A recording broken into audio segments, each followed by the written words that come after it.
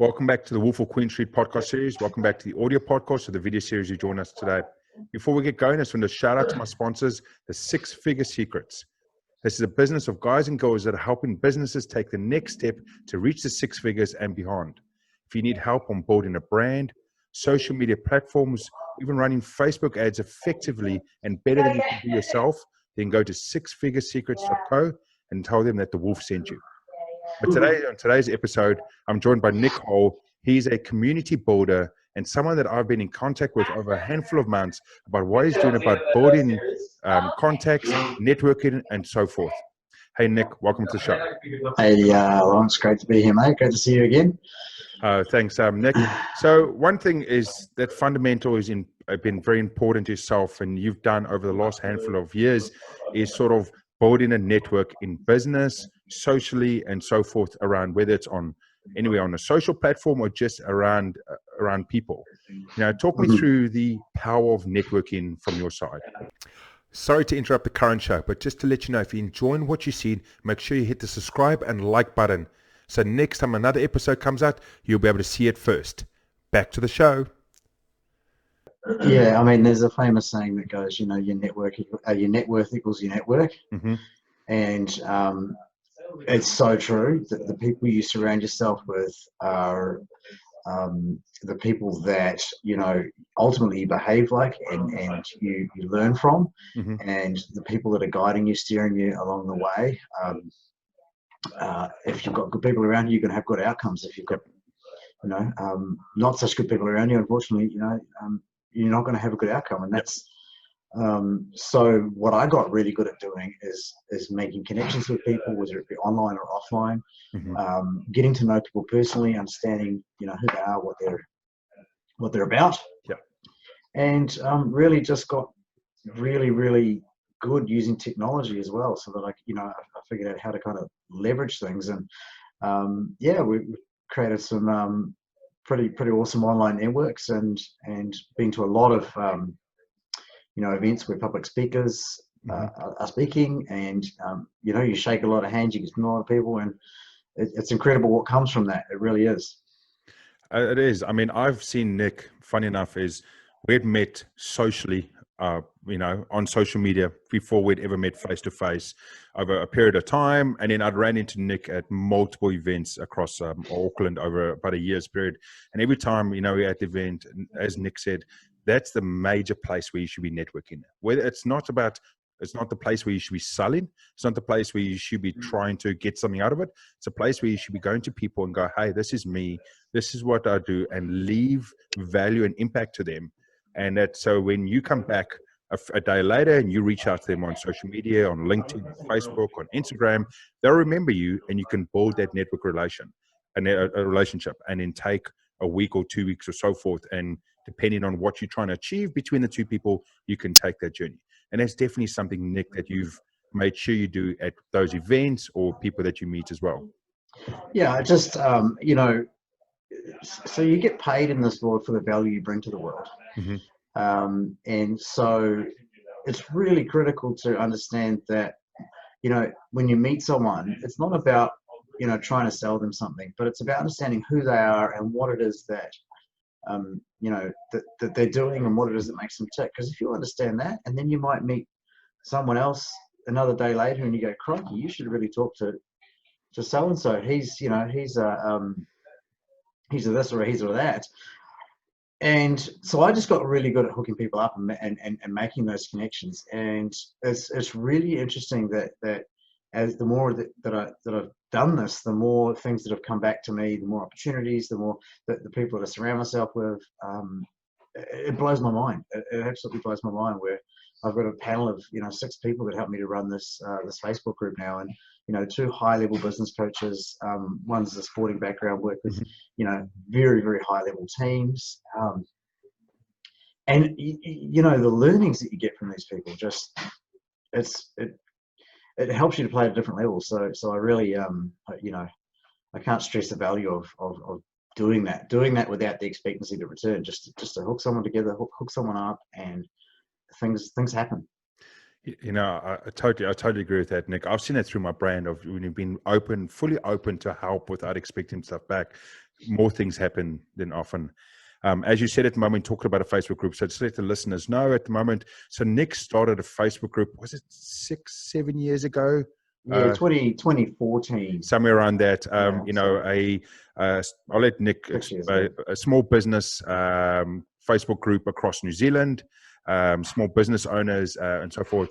A group that I'm involved in myself, but it's gone from 2014 to it is now, and it's gone to I think it's over 7,000 members. Yeah, we just You hit know, 8 last week. Yeah, just hit 8,000 members. And it's really an effective method of educating people and providing further networking skills of what Nick tries to do day to day with people, but align a group to do that as well. So, Yeah, so what was the reason originally about starting that group? Was that just to broaden your networking view of the world, or what was the reason behind that? look, I'm a bit of a problem solver, and the problem that I had as my business was growing, I had a retail business that was growing at the time. It was growing fast, and people kept asking me, dude, like, what are you doing? How is it that you're having so many people seeing your brand, knowing your brand? You know, I'd turn up and you'd go to open the door in the morning, there'd be people waiting, you know, lines sort of out the door, out the corner type thing. And we got really good with getting our marketing message out there to the marketplace. And so we just got really, really well known. Now, a byproduct of that happening was friends and friends of friends that knew me kept asking me, hey, dude, like, you know, how do you do Facebook marketing? Or how do you, how do you do this? Or how do you run an event? Or, and I really love to help people, but I just couldn't help all of these people. It wasn't possible. You know, it'd be 10 o'clock at night. No, hey, I'm looking for someone that can design my business cards, as an example. And I was just, it come to me one evening. I was sitting on my couch at home, and I just went, I've got it, and I just went to my computer and I loaded up Facebook, and I just created a Facebook group and just put every single business owner that was on my friends list into that group.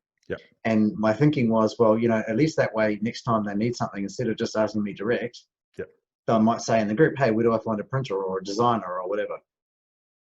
And it kind of grew from there. And, now we've really had some amazing people come into the community, and we've really put some great, boundaries for people to communicate within the group. And it's really become a more of a support network for there's some very, very large businesses in there too, but for the most part, not corporate businesses, all private entrepreneurs. But it's been a great place for people to ask questions, to learn from each other, network, share ideas, and it's just, it blows me away that that period of COVID-19, that 8 weeks, we had nearly 3,000 new members join. So I mean, wow.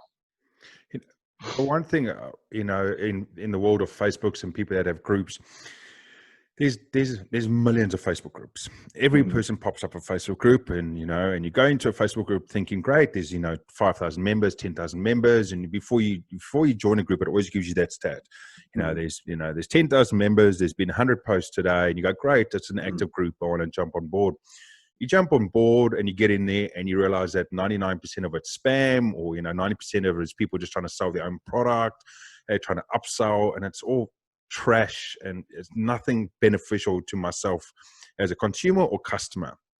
One thing with your channel, and why I fully support your channel and direction, is you've worked exceptionally hard to ensure that the group, which is now 8,000 members, delivers value at all times. There's no ifs or buts about it. There's no, hey, I'm going to let you have one moment of slipping and trying to sell to a member. It is a hard set of rules that delivers value. And I would like to know, the focus you had on that and the reasons you had behind that of ensuring that was sort of a concrete role of ensuring that the group delivered value. So as we started to get, not even at critical mass, but around that sort of 1,500, 2,000 membership, which for a Facebook group is still a relatively small group, but it is starting to get some traction. And that's where Facebook really starts to feed things around about 5,000 members. But at around 2,000, you start to see a little bit more organic growth. What was happening at the time is people were joining, going, oh, there's 2,000 business owners in there. I'm going to advertise my business. And it just got to the point where every other post was someone sharing something off their blog, someone sharing something off their website or their latest offer. And obviously I was a member of not just my own group, but other business groups, you know, both New Zealand and around the world. And I noticed that trend, and I thought, man, this is not great. Like it's hard to cut through the noise. The second thing was that I actually had some comments from people within the group. It's like, this is just becoming an advertising forum. So it was at that time I sort of stopped and pulled back. And I already had one other admin working with me at the time, and I really got focused on, okay, well, if we're trying to create a group of entrepreneurs that support each other and you know, network and do good things, we've got to have a way to make sure that we don't just end up becoming like every other group where it's all just advertising. So we cut out the advertising. We put some rules around the way you contact people. We put some, you know, some guidelines around, you know, how we treat each other in the group. Because I think that in any community, you're always going to have people that are thinking at a different level to other members. And we also put in some rules around removing political agenda from the community. Yep. As you'd probably be aware, Lawrence, politics and religion and pretty much any community will decimate it, because you start dealing with deep-seated values and beliefs, and no one wins. No one wins on a Facebook group. Like politics come into it. Like as a human, those things are very, very good, because they allow us to govern our decisions. Yeah. From a community perspective, they can tear a rift in it very, very, very easily. So yeah, so we just decided, look, we'll take all of that out. And I've got to be honest, it did take a while for people to get it. And that, I think that journey from sort of 2,000 to about 3,000 members was quite a long one. It might have been 12 months. Yeah. But what we did achieve was really making a community that really got it. And you know, outside of the Facebook group, I built a relatively large Facebook page for my business, and built a large event as well, like you know, a one-day event, an outdoor event that people come to. But those principles across each community were the same, that you really had to listen to what the community wanted and serve it on a level that met their needs, but without alienating one for the other's needs. And that's you know, really smart way to go, is just think you've got to start thinking, you know, not about what you want out of it, but what does the community want is the best way that I can help them to achieve that. That's correct. And I know there's an example which you've told me before where, you know, over the last, I don't know, I think last year or so, you've actually had it where you've done something which went against your own group rules, and you've had your own group members turn around and go, hey, Nick, just FYI, that last post doesn't meet our group rules, you know, as much as you know, it's your group. Can you change it? Can you get it off? Can you delete it? But that's a great thing about that group that's done with that effective manner, is there's accountability to all. We're all accountable to the knowledge we transfer as well as the knowledge we consume. And if we allow people to be able to have the freedom to say, hey, that's not the way it should be in the group, this is, we strict to a guideline, then it does allow that open discussion around it as well. Yeah, and more so now having a team of 6 people adminning it. I mean, as an example, something came up today that was way out of the spectrum for me to. I'm not an expert. I'm not even a beginner in this area. It was to do with online payment gateways, and I don't know. Like, I just went, well, not me. So I took it to the team, and they dealt with it. You know, which is awesome, because we've got a constitution now. You know, a set of guidelines that we've all written together and agreed on, and they dealt with it, which is awesome. But yeah, it is good that we have a community that calls a spade, and you know, look, it's I just keep coming back to it. Like, it's about what the community really wants, and I think once we kind of got a bit of a vision for what we wanted to achieve, it was quite easy to you know, steer it that way. Yeah. No, that's great. Now, one thing I've seen in the last handful of months with yourself, Nick, in the group, you know, is achieving the success, you could say, very effective group. It's building people within there are learning as much. You know, like you said, during COVID, to anyone that's listening or watching at the moment, during COVID, what Nick did to benefit the people, obviously in New Zealand, with us all being in full lockdown, he did a daily live interview for people around content, upskilling everyone in the group. Myself, I went on as one of the days as well, and it was 40. I can't remember the number of how many days you did concurrent. 45 out of 50 days. So 45 or 50 days, and providing all that value, which is amazing to all the group members. And then it sort of rolled into the next part of where Nick is now, and it always is, but now being able to utilize the group, the skills of the group, what he's providing the group, and actually to build a brand additional to the group itself, so that he's not just the admin or the founder of the group. You've actually been able to take everything from that, package it up now, and you're running a separate or brand or initiatives from that. You know, so was that something that you thought you'd want to do, or is that something as you went through the group and realized, hold on, I can now build a brand from what I'm delivering in this group? It's a little bit of both. It's a little bit of both because, and I keep coming back to what first and foremost is what the community wants and what the outcome is for them, you know. And as long as you're serving that, then whatever byproducts of it come of it are just what happens naturally. But yeah, we've I've been, you know, running the interviews 2 nights a week now.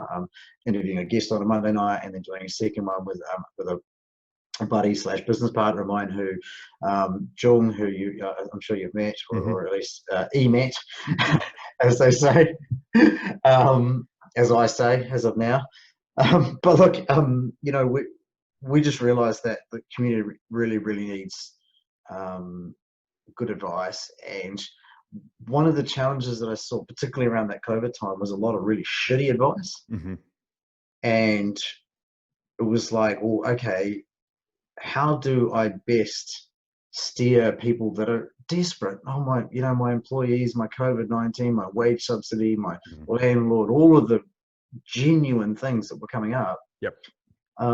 Okay, well, let's find an expert on leasing. Let's find an expert on, you know, auditing. Let's find an expert on accounts. Let's find an expert on, and it just kind of flew from there. And then, yeah, 45 podcasts in 50 days, and it was just a real good thing to do for that community. And off the back of it, yeah, we're looking to productize, and there's some cool stuff happening with that, which is really exciting for me and for the community. That's great. There was something I saw today in one of the other groups. I actually belong in the New Zealand investor group, more not small business owner. And I've seen that Facebook, I don't know how long it's been out, but it's a mentorship program within a group. Nick, I'm sure you're aware of this at the moment, but to the listeners, in a group now, the admins can set up, and they can actually set up a mentorship program. What it is they can say, hey, here's a mentorship program. You go into it, and it actually shows you 5, 10, 15 individuals and their skill set. And then you can, it's literally like, it's almost like a LinkedIn in Facebook. And you can go, okay, this guy's a social media expert. This guy's a podcast expert. This guy's a banking expert. And then you can actually engage in them under that specialist and then have mentorship between themselves within a group. And it's interesting when I saw that today, because I definitely felt like, is Facebook trying to bring some LinkedIn-esque vibe into the groups so that there's more business direct within the groups, so that people aren't jumping out of the Facebook groups when they want to go real corporate and they go back over to LinkedIn? I'll be interested to see what your thoughts or your future thoughts around that is. Yeah, I've seen the feature. I haven't engaged it into the group at this point. It's certainly something I think done right would serve really well, but I think it's also got a real potential to be a catastrophe. The biggest problem is to be out of 8,000 members, we're going to be your 10 mentors. I'm sure there'll be a lot of business owners that go, hey, I would love to be number one on the mentor, you know. So that's the challenge of how do you pick those guys? And the second challenge is how do you vet them? How do you make sure that you know they're not just going to try to, oh yeah, I'll mentor you, bro, but hey, it's $2,000 a month, or and you know that's a real challenge too. So for me, which is part of the reason why I've sort of just at this point not leveraged or used that feature within the Facebook, you know, ecosystem, because I really want to make sure that, you know, we get it right. Yeah. Um, Or let everyone else get it wrong, and then you make it right. You know, once a few people. It's funny, but sometimes that is the best. You know, it's like the first person that imported skinny jeans. You know, I mean, but now everyone's doing it, and it's cool. Yeah. I've always got a saying. I heard it when I was a kid. I can't remember whoever told it to me. And if one day someone can say, hey, they're the person that told me, that would be great. And it's the first person that goes through a war always has to get bloody. So as you know, yes, you're the first one through the wall, but the chances are you're going to stumble all the way through it. So yeah, in this instance, I do, you know, I like the feature and the fundamentals of what it represents. But I do see a struggle of how you can effectively implement it into a group that has 8,000 members, 9,000, 50,000 members. Because fundamentally, that 10 people are literally having free reign across 50,000 members if it's a big group for business. They don't have to do any other advertising. They just have to, you know, be the one of the 10 people that's a mentor in the group, and they'll have all those customers. Yeah, I mean, potentially there's an argument for a paid slot to be one of those mentors. Back to you know, the owner of the group. Again, I still feel like you've got to have that. The challenge of vetting them is the big challenge for me. Yep. Correct. Which is why we, as a community, agreed a long time ago to really, you know, to put a stop to all of the, I'll do a free, you know, XYZ audit or a, you know, free social media post, or because then it became here's my ebook, here's this, here's that, and all of that. And 99% of the time that was born out of that business owner's desire to leverage and generate his own revenue, not to help. And it's only taken a handful of people to kind of fuck that up for the group. But it is what it is. Yeah, I had a guy yesterday who wants to do some stuff, and I was just like, dude, can't do it. And we're going to try and do something to make it work. But yeah. That's great. Nick, you know, sort of, I'd like to know sort of a last insight. Anyone at the moment that's considering, you know, really offering an effective Facebook group, right? There's tons out there. So anyone that starts now, it has to be a little bit crazy, because, you know, there's a million of them that you've got to compete with. What are one or two? I know you say you're talking about value, but what are sort of other few key points to leave the listeners with today of, if they want to start a Facebook group, to make sure they start on the right footing over the next 6 to 12 months? I agree, but I disagree. Yes, look, there's a shit ton of groups out there. The problem is that most of them are shit. Yeah. So it's about like thinking about, okay, if I was going to go and start another community today, number one is to pick a niche. So freaking, you know, it could be dog owners, it could be, you know, pick a niche, and then I would really think about what the people within that niche, what their key problems are, what their key challenges that you can solve via a community. You know. And then I would get really, really creative with the way that you promote that network and the things that you do for that community. So really look to find ways to increase engagement, increase the chatter about that community. But you know, it's genuinely got to be something that people actually want, problem they want solved. And if you can do that, you can start a Facebook. I mean, there was one that during lockdown that got 500,000 members in New Zealand. You know, just New Zealand made products. It was, and to be honest, it's an advertising for them. You know, Nick doesn't like it. Look, I mean, it is what it is. Look, it is what it is, and I'm in awe of the ability to put so many people together at once. What you do with that now, and how it manages to go forward post COVID, I'm interested to see. It was an opportunistic time, but there's opportunistic times every day of the week. And it's just about again finding what your community wants, and if you can, I mean, I've joined some for CrossFit. You know, I'm a CrossFitter, and you know, some of them are great, and some of them are trash. I totally agree with you, Nick. In some sense, that they grow for a reason. They grow for a viral nature, but again, how do they take it to the next step and then to pay attention? And what you said there about find the niche, find exactly the problem that you can resolve. Because fundamentally, if you can resolve someone's problem, they're always going to come back. Mm-hmm. Or always going to support you and tell someone else, to support you because you should solve the problem. If you're just giving them stuff that has nothing to do with why they're there in the first place, they're not going to be interested. But at the end of the episode today, Nick, as I always do with the guests, can you let my listeners know we didn't actually mention the official group? I'll make sure it's on all Of course. the details on YouTube and on the audio podcast. But where people can find you directly, the actual Facebook group, and anything else you want to leave listeners with today. Yeah, perfect. So the group is New Zealand Small Business Owners Networking and Ideas Forum. But if you just type in New Zealand Small Business Owners, it comes up. Mm-hmm. And it's 8,000 odd members, so it'll be pretty obvious. And then for me, my own channels, I've got 2 pages that I look after. It's Nick Hoyle, Community Builder and Entrepreneur, or it might be Entrepreneur and Community Builder, one or the other, and you'll find it. Yep. And then the other one is the Biz Shiz Show with Jung and Nick, which is the second podcast that we do, which is really fun and engaging. And it's kind of like we're doing right now, Lawrence. Yep. We just sit back, have a powwow, get a bit of engagement from the audience, and really just try to solve problems for people. So that's where you'll find me. No, that's great, Nick. And to anyone that's listening that's on the New Zealand side, even on the Australian side, if you've got business on the New Zealand side, I fully support this group. Like I said, I've been a member for a handful of months since before COVID, and I say to any other group that I'm part of, I have been made moderator in a handful of groups.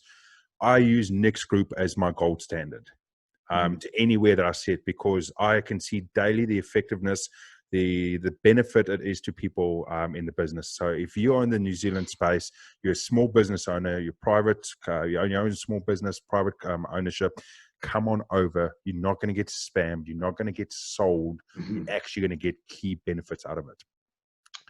And but pretty much at the end of the day, it's your decision to come on over to learn more or to be inspired. This group will do it to you.